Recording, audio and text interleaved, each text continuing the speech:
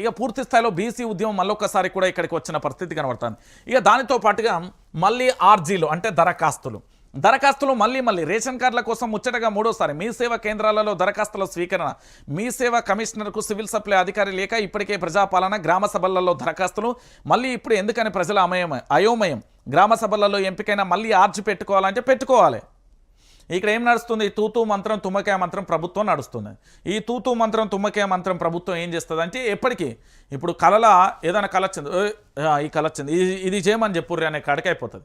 ఈ ప్రభుత్వం ఇప్పటికే ఆల్రెడీ మీకు అందరికీ ఇప్పుడు 2 సార్లు తీసుకున్నదండి రేషన్ కార్డులకి. ఇప్పుడు ఆల్రెడీ ప్రజాపాలన పేరుతోనే ఒకసారి తీసుకున్నది అభయస్తమని, మళ్ళీ గ్రామ సభలలో మొన్న తీసుకున్నది, ఇప్పుడు మళ్ళీ రేషన్ కార్డుల కోసం మళ్ళీ అప్లికేషన్. అంటే ఇది ఎక్కడి పంచాయతీ? ఎన్నిసార్లు అప్లికేషన్ తీసుకోవాలి? ఎన్నిసార్లు అప్లికేషన్ పెట్టుకోవాలి? రేషన్ కార్డు ఇరా నాయన అంటే మీ దగ్గర అధికార వ్యవస్థ లేదా అండి? గ్రామీణ స్థాయిలో